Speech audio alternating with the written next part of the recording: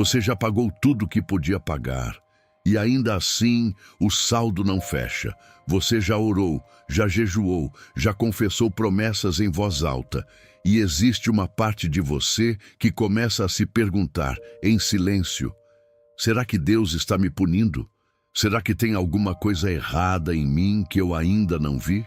Hoje eu preciso te dizer uma coisa que vai mudar como você enxerga cada boleto, cada notificação, cada mês que fecha no vermelho. Deus não te abandonou na dívida, mas Ele também não vai só te tirar dela. Ele vai te ensinar algo dentro dela que nenhuma planilha financeira jamais conseguiria te ensinar.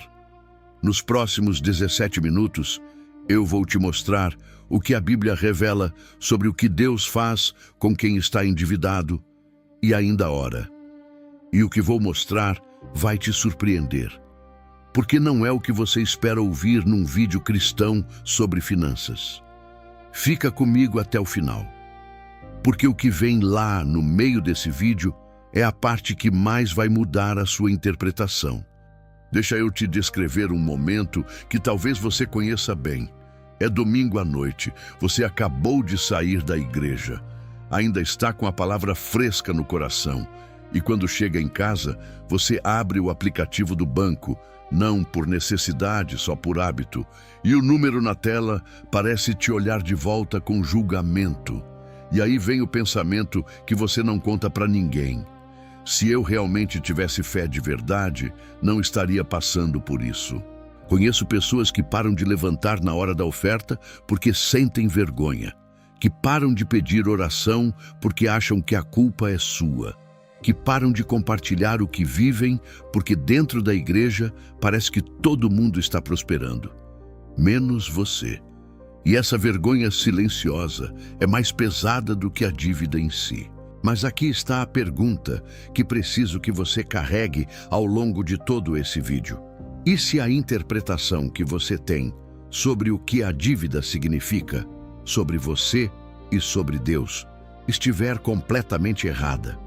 Porque existe um versículo na Bíblia sobre dívida que a maioria dos pastores nunca pregou da forma que vou te mostrar agora. E ele vai reorganizar tudo. Mas antes de eu continuar, se você ainda não conhece esse canal, ativa o sininho ali.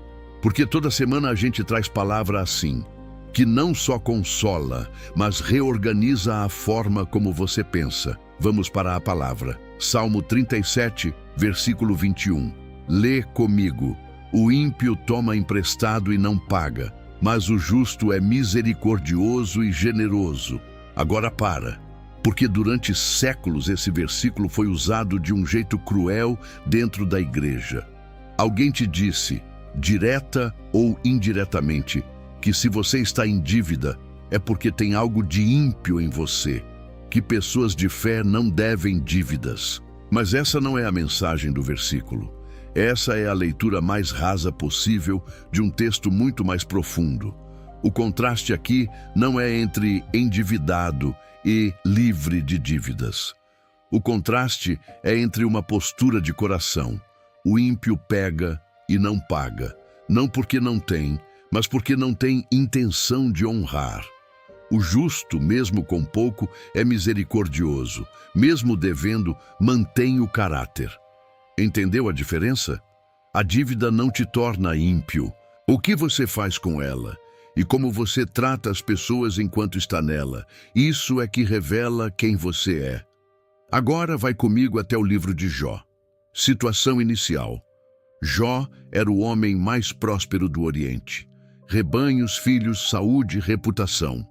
E a Bíblia diz que ele era íntegro, reto, temente a Deus. A crise, em um único dia ele perde tudo. Os bois roubados, as ovelhas fulminadas, os camelos levados, os filhos mortos.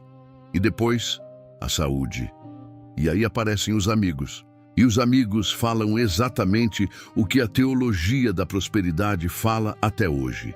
Jó, você deve ter pecado. Alguém de Deus não passa por isso sem razão. A virada. Deus aparece no final e não repreende Jó pelo sofrimento. Repreende os amigos pela teologia incorreta. E diz algo que ninguém esperava. Vocês não falaram de mim o que é reto, como falou o meu servo Jó. O resultado? Jó recebe o dobro do que tinha. Mas, e isso é o ponto, a restauração vem depois do processo, não em vez do processo. Veja o padrão.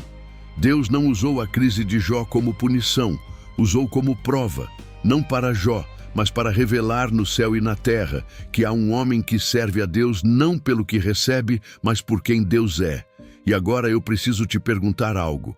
Se esse vídeo já fez sentido até aqui, e eu sei que fez, imagina o que vem nos próximos 5 minutos, porque agora a gente chega no lugar mais importante desse vídeo, o reframe, a mudança de lente que vai fazer você enxergar a sua situação financeira de um jeito completamente diferente.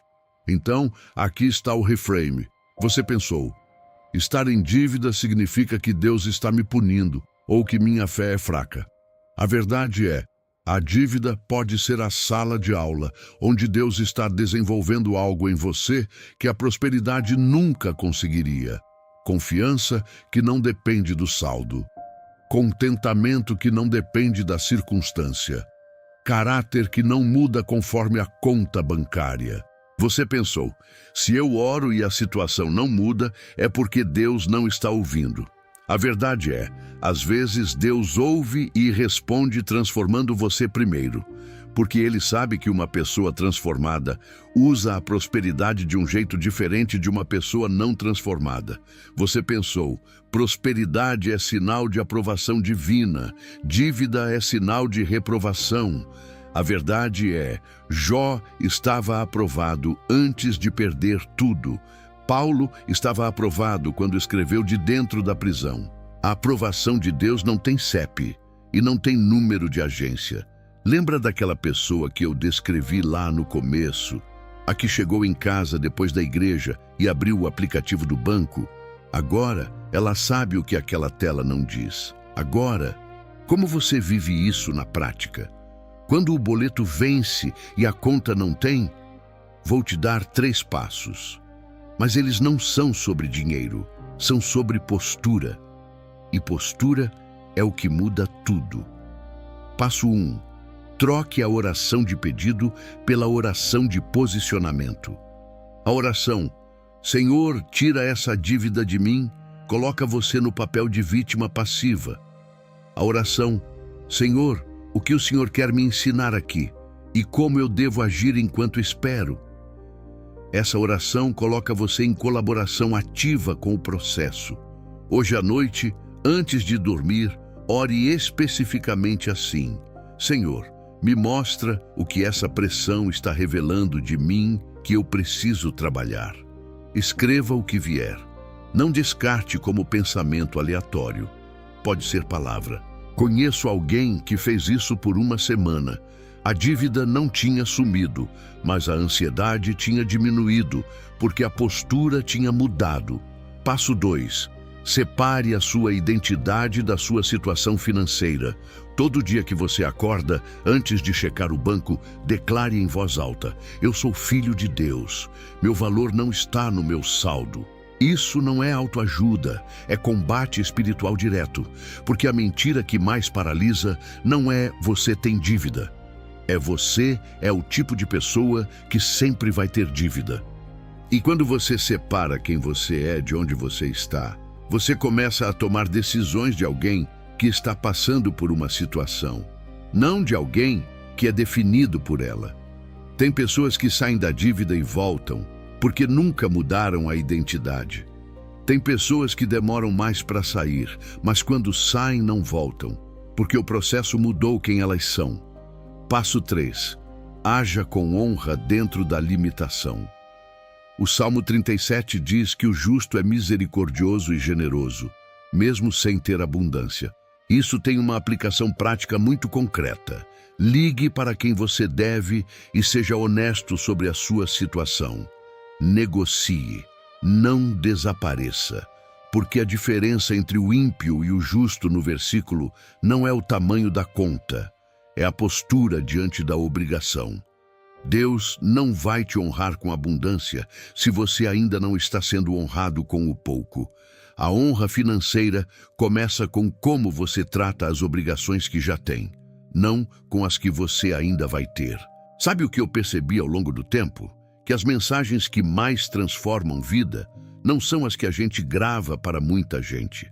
São as que chegam na hora certa para a pessoa certa. Se esse vídeo chegou até você hoje, não foi por acaso. E se fez sentido, compartilha com alguém que também está carregando isso. Porque às vezes a mensagem que liberta uma pessoa precisa passar pela mão de outra. Vamos orar juntos. Senhor, eu oro por quem está assistindo esse vídeo com o coração pesado, com boleto vencido, com vergonha de levantar na hora da oferta, com aquele pensamento silencioso de que talvez o Senhor tenha esquecido deles. Fala com eles hoje, diz o que disseste a Jó. Eu estava aqui o tempo todo, a crise não foi abandono, foi formação.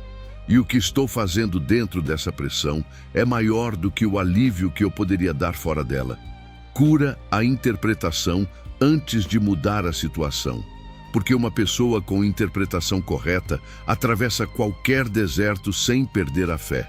E uma pessoa com interpretação errada pode ter abundância e ainda assim se sentir abandonada. E Senhor, para quem hoje tomou a decisão de honrar o que deve, de separar identidade de situação, de orar diferente a partir de hoje, abençoa essa obediência. Em nome de Jesus.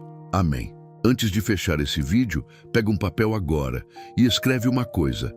Qual é a interpretação errada que você vai largar hoje sobre o que a sua situação financeira diz sobre você e sobre Deus?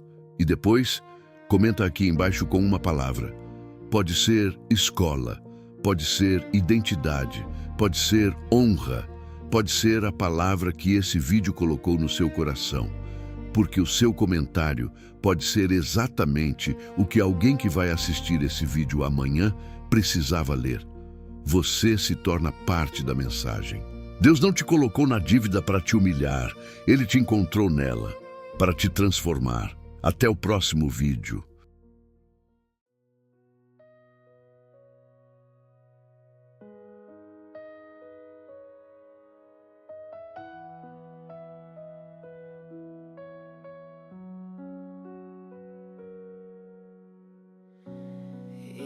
Silence, I hear your name, speaking life through the deepest pain. Every storm is calm by your hand. In your truth forever I stand. You are faithful through it all. Your mercy holds me when I fall. Jesus, my anchor, my salvation. You're the strength when the waves rise tall. Hallelujah, hope unshaken. In your presence, I have it all.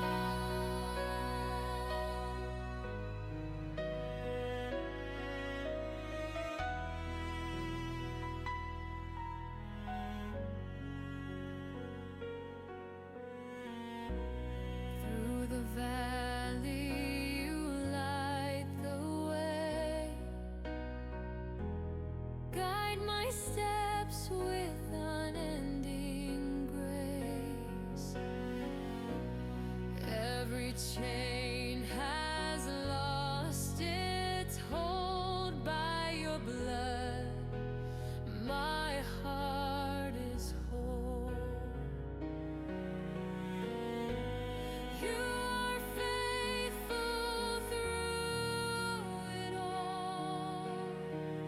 Your mercy holds me when I fall. Jesus,